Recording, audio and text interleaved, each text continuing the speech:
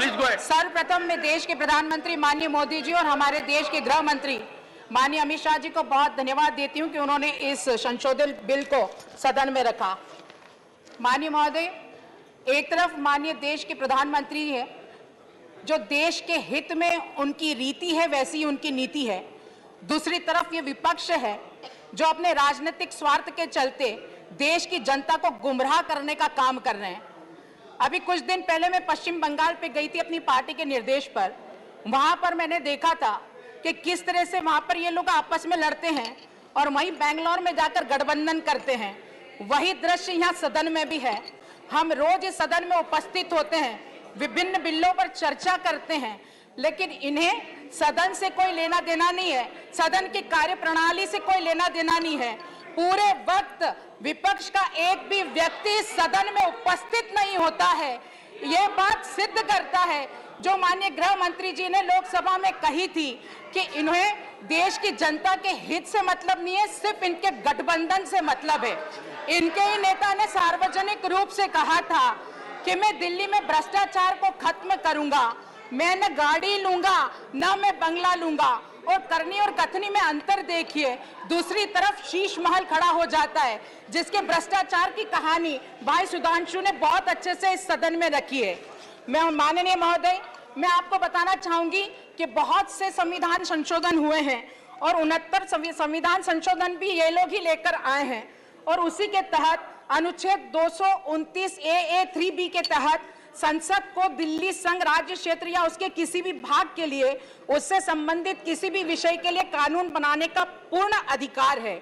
मैं बालकृष्ण रिपोर्ट की भी बात करना चाहूंगी, जिसमें यह साफ कहा गया है कि दिल्ली की कार्यप्रणाली और सेवा प्रणाली केंद्र सरकार के अधीन होगी। अभी इन्होंने बहुत से हमारे अपनों की याद दिलाई, कुछ याद मैं इनको भी दिलाना चाहूंगी कि उस संविधान संशोधन में तत्कालिक गृह मंत्री जो कांग्रेस के थे, उन्होंने इस बाल कृष्ण समिति की रिपोर्ट को स्वीकार किया था और अपने वक्तव्य में कोड किया था कि हम इसे अपनाते हैं। लेकिन ये लोग नहीं अपनाएंगे। ये लोग इसलिए नहीं अपनाएंगे क्योंकि इनका सिर्फ हंगामा करने का मकसद है।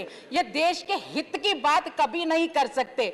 अभी ये लोकतंत्र की बात कर रहे थे, अपने अधिकारों की बात कर रहे थे, जबकि सबसे बड़े लोकतंत्र की हत्या तो कांग्रेस ने आपातकाल लगाकर की थी, जिनको ये लोग भाई भाई भाई कहते हुए यहाँ पर संगठित होने का काम कर रहे हैं। दूसरी तरफ अभी एक सदस्य ने यह सदन में जवाब दिया था कि दिल्ली के विजय से केंद्र की सरकार विचलित हो गई है। माननीय महोदय, मैं आपको बताना चाहूंगी कि देश की करोड़ों जनता ने माननीय मोदी जी को देश का प्रतिनिधित्व करने का, नेतृत्व करने का अवसर प्रदान किया है।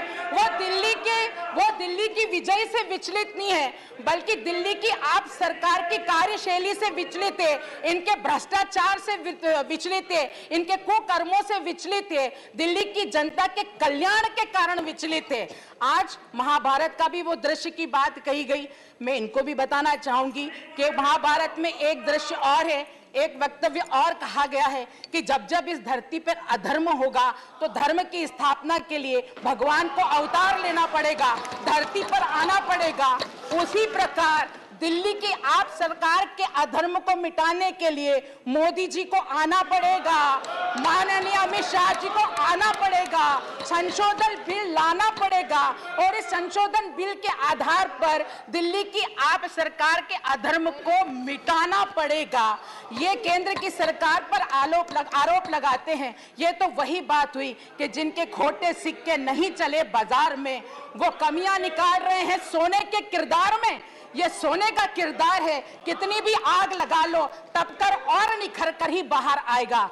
माननीय महोदय, मैं पुरजोर इस बिल का समर्थन करती हूं और माननीय प्रधानमंत्री और माननीय गृह मंत्री जी को दिल्ली के इस विशेष परिस्थिति को ध्यान में रखकर गंभीरता पूर्वक इस बिल को लाने के लिए मैं बहुत बहुत धन्यवाद देती हूं। और अंत में इतना जरूर कहना चाहूंगी कि धारा 370 को हटाकर देश को जोड़ने वाले हैं हम। अब आपकी नीतियों से देश टूटने नहीं देंगे। धारा 370 को जोड़कर, धारा 370 को हटाकर देश को जोड़ने वाले हैं हम। अब आपकी नीतियों से देश को टूटने नहीं देंगे। ये प्रधानमंत्री और गृह मंत्री कुछ अलग है जनाब, ये आपको दिल्ली लूटने नहीं देंगे, ये आपको दिल्ली लूटने नहीं देंगे। बहुत बहुत धन्यवाद। मान्यवर